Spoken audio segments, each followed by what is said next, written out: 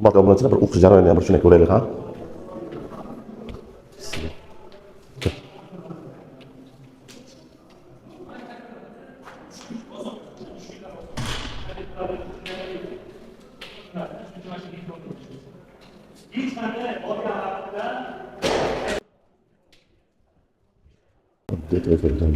Professional toifa.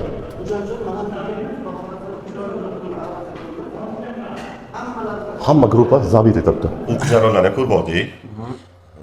Hamma sinflar to'la turibdi. Bu degani qiziqish, o'quvchilarga qiziqish paydo bo'lgan deganda.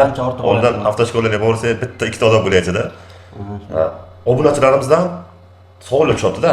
Ishimiz ko'p deydi, shu pulini to'lab qo'yamiz, mayli 5,5 emas, 6 million to'lab qo'yamiz. O'qishga bora olmaymiz biz. Shuni gaplashib bering, qilsa bo'ladimi, yo'qmi deydi-da. Shuni endi Anvar aka bu narsa bo'yicha hozir umuman bu siz o'sha obunachilar so'raydigan narsani iloji yo'q. Sababi hozir o'z xabaringiz bor, avtomaktablar litsenziya yangilandi. Shu o'rinda hamma avtomaktabga fiz kontrol o'rnatildi. Buni bizani avtomaktab emas, boshqa avtomaktablar ham qila olmaydi.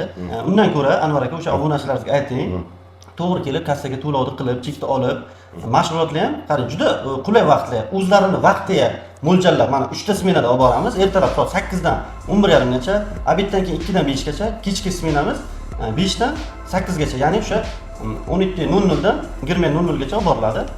Biza o'sha narsaga qo'shilmaymiz. Ko'p o'z xabaringiz bor, ko'p fuqarolar shu avval siz aytgan narsani qilganda, mana hozirgi kunga kelib tanish bilishchilik yo'q imtihonga yoki qandaydir qing'ir qiyshiq yo'llar bilan imtihondan o'tish iloji yo'q.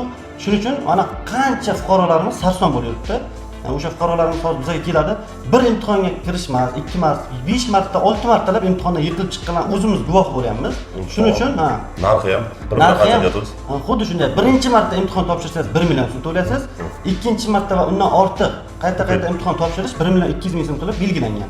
Shuning uchun biz tavsiya qilamiz. O'qib olgan yaxshi, bundan ko'ra 5-6 marta bo'lsa 7 million 8 million ketadi. To'ppa-to'g'ri aka, mana shunday bo'lyapti. Har bitta fuqaromizga biz taklif qilamiz, tavsiya qilamiz, kelib, o'z vaqtida, o'z qulay vaqtini bilib, o'ziga qulay vaqtni belgilab, ya'ni boshlang'ich to'lovsiz.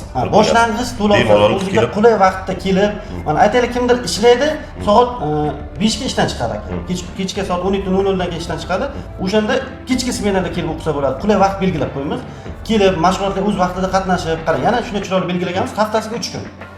Qonuniy haftasiga. Bilim olgan yaxshi-da. Bilim bilan qidirilgandan ko'ra, korrupsiya yo'l qo'ygandan ko'ra. Shuning uchun aka biz tavsiya qilamiz, zo'r o'qib, vaqtiga o'qib bilim olsa, ertaga 5 marta, 6 marta imtihon ko'rib, 7 million, 8 million so'm quruqdan-quruq havoga uchira olmaydi-da. Birinchi urinishda imtihondan o'tishga biz mana shu tashkilotimiz bilan birgalikda kafolat beramiz. Hech qayerga yo'q bunaqa kafolat beradigan joy. Shunday. Hurmatli obunachilar, bizlar kuzatib olinglar. Nima savollar bo'lsa, kommentariyga yozib qo'yinglar. Savollaringizga javob beramiz.